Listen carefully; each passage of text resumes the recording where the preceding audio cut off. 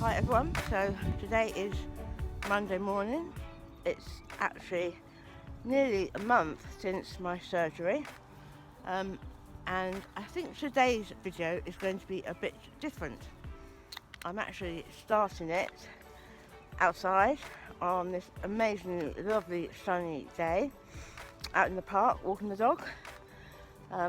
It's not quite the beautiful remote countryside I would like to be walking in, but it's the best I've got near me.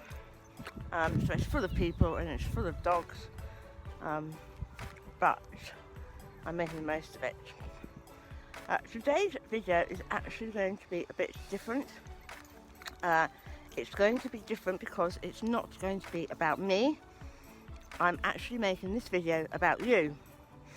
I will elaborate further when I get back home into the office, but with all the craziness that is going on in the world at the moment, I think this is a good time to have a reflective moment on everyone's lives, not just mine.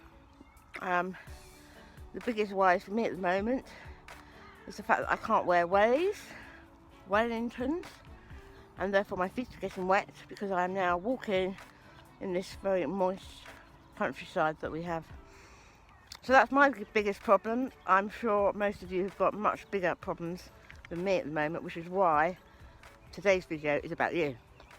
So I will speak to you later when I get back into the office. Bye! Hi everyone, so I am now back in the office and my trainers are drying out in the sunshine. So as I said, this video is going to be more about you and not so much about me. I've had a lot of time this last few weeks to think about life and things in general, and it's made me feel more strongly than ever that we do not appreciate and value a lot of things in our lives. We just continue the way we always have done, the way we are expected to do, as if nothing is ever going to change. Well, I think the coronavirus has highlighted to us all how quickly things can change, so I wanted to give you a bit of a push to think a little more deeply about your lives. So I have made quite a lot of changes over this last sort of 6 years, some of them not chosen by me, such as my divorce, and having to start a new life in a new area with the kids and a new job, and other things more chosen by me, like my decision to give up on all of that and completely change my life with my diabetes insipidus diagnosis, which then obviously led me to starting my new career in life coaching. And then after all that, I get cancer.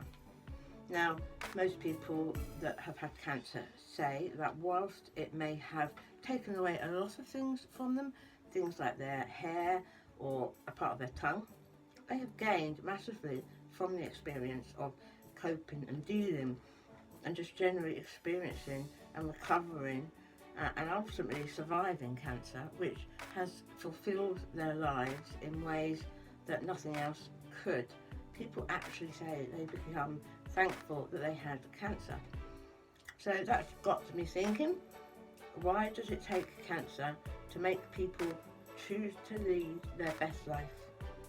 Why can't we all evaluate and live our most fulfilling life without the trigger of cancer? Well, my answer is, at least in my opinion, because we've never been taught. So I'm not an expert.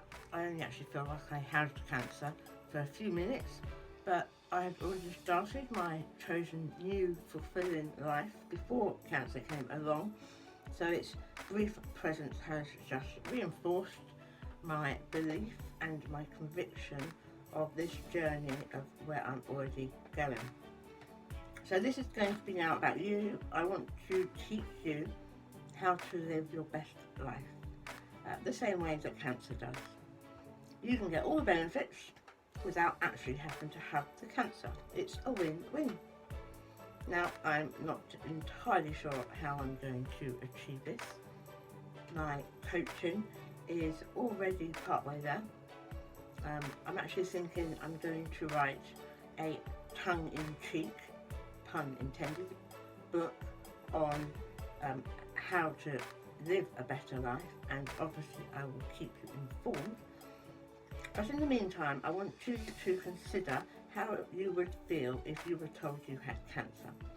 What would you change in your life, and how would you behave? I might make a few videos on this with the hints and the tips that cancer actually can really make your life better. But I sort of want you to know that I think it's going to start with you. How do you perceive yourself? How do you treat yourself? And ultimately, how much do you love yourself? So I will probably be doing another update this week on my actual progress and how I've been getting on. And I will give some thought as to how I'm going to help you all live a better life without having to get cancer first.